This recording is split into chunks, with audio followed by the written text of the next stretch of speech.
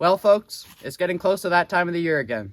The bats are going to start heading into these caves during the next couple months for hibernation. So, I figured it'd be a perfect time to come here to Hillsborough's South Cave, also the cave I visited the most frequently, and give you guys a bit of a lesson on New Brunswick caving, or spelunking, if you will.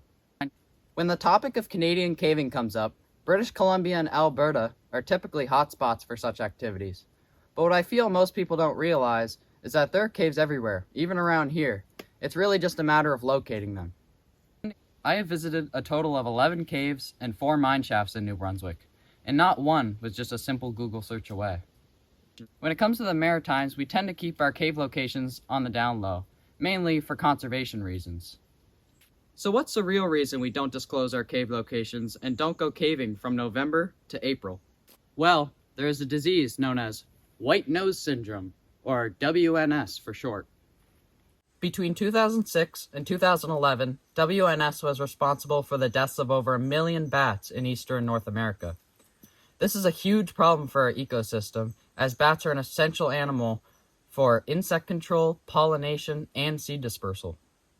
The disease is just what it sounds like. A white fuzz will develop around a bat's nose, ears, and wings, which can wake them up during hibernation and cause them to lose their much-needed fat reserves to survive the rest of the winter.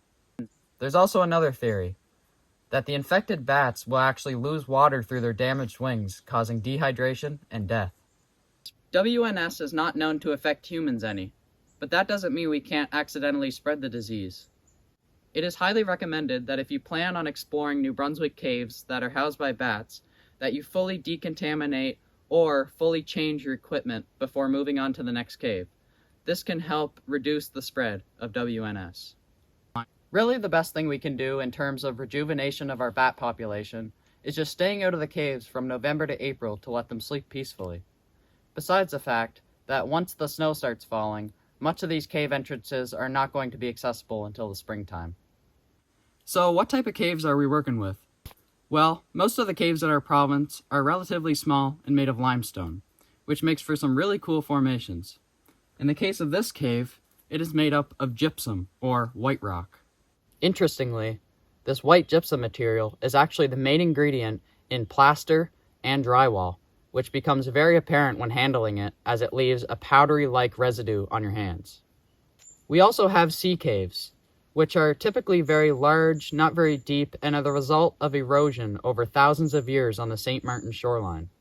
Most of the caves in our province are relatively safe, though the rock that makes up this cave is layered, which makes it rather crumbly and sketchy feeling when you're squeezing through tight spaces where your clothes can catch the cave walls, causing it to crumble a little bit on you. Don't ask me how I know. One thing you may not know about our North American porcupines is they are nocturnal, meaning they like to occupy our caves and nearby abandoned mine shafts to sleep during the day or just to stay warm during the winter.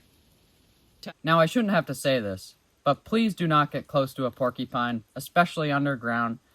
They are typically scared of humans, but they definitely won't hesitate to stick you if you try to push your luck. This next part may not appeal to many, but another creature that calls our caves home is spiders.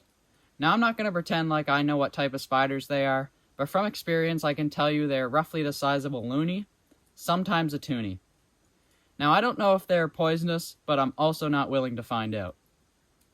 The more moist the environment, the more cave spiders you will typically see.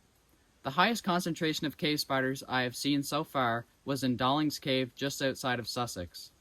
This cave featured a roughly 8-foot-tall waterfall, making the surrounding air quite damp and an ideal environment for these types of spiders.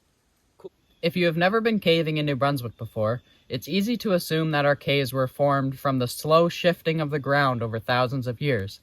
But in reality, from what I've found, most of our caves are formed from water eroding holes over time, which then cause collapses, which then erode further, until a full cave system is formed.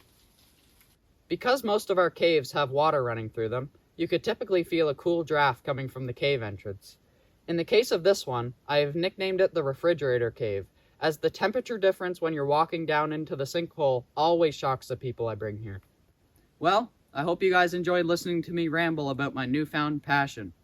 Before I go, I just wanted to mention a couple accounts that were big inspirations for me to begin caving in the first place. We got 360 Fearless Adventures on YouTube, Tim English on Instagram, and UNB Caving, also on Instagram. I've had lots of great experiences with online caving groups this year, and I very much can't wait to get back into it in the springtime. I hope to see you all next year, and don't forget, never go caving alone.